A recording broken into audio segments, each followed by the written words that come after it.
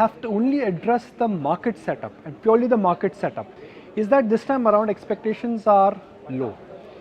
No bad news is good news for the market, which means if we don't get anything which could be called as an incremental tax to shore up revenues, which may have an impact on ultimate profitability or ultimately in terms of the liquidity, I guess market positioning is such that we could be in for a spike. We could be in for a temporary spike because that is how market positioning is. I always say this, Abha, that focus on the event but also try and figure out that how much of that event is in the price and how much of that event is not in the price. This time around, even though this is the first budget, the first time on a grand forum like this, the NDA too would be projecting their economic blueprint for next 5 years, the market expectations are very diluted. So you're approaching this budget with very diluted expectations, and if you're a trader, I guess it makes very little sense to be on the short side. What may disturb the market? Additional taxes. If government is forced to come up with something on inherent tax, if there is some cess which comes up, ultimately if there is going to be an impact on the aggregate EPS because of higher taxation, this will have an impact on earnings, the market mood and the market setup. So nothing new coming on the tax front from a market standpoint is good news. A concrete view on what will happen to disinvestment number, I think, is something which markets would look forward to. Something coming on the front of LTCG, markets will start jumping with joy. So I think that is the market setup. So I'm just going to move a bit. Let's look at the pre-open rates here just to establish that where markets are right now, and that's how markets currently are right now.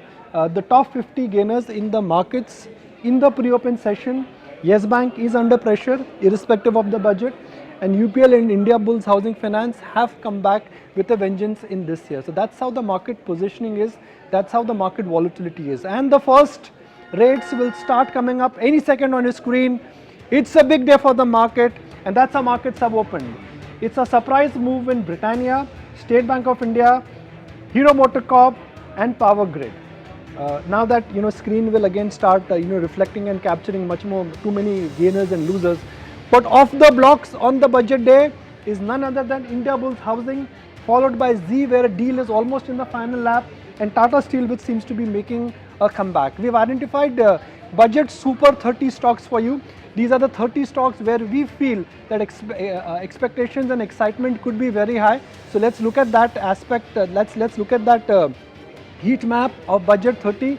These are the stocks where we feel that the price action really could be very high. Piramal Enterprises, India Bull Housing, the wall is getting slightly lazy for the moment, but there you go, markets open 25 points higher, the budget super 30. Piramal is off to a good start. For the day, I would say look out for 3 stocks. State Bank of India, if anything comes on bank recap or a holding company. L&T, because there would be a grand focus on what will happen to the capex. And third, DLF. If anything comes for the housing sector, DLF, purely because of its size and purely because of its sheer presence in the F&O space, could see a movement. So if I have to stick my neck out, I would say State Bank of India, DLF, L&T, and then watch out for an agri stock like UPL.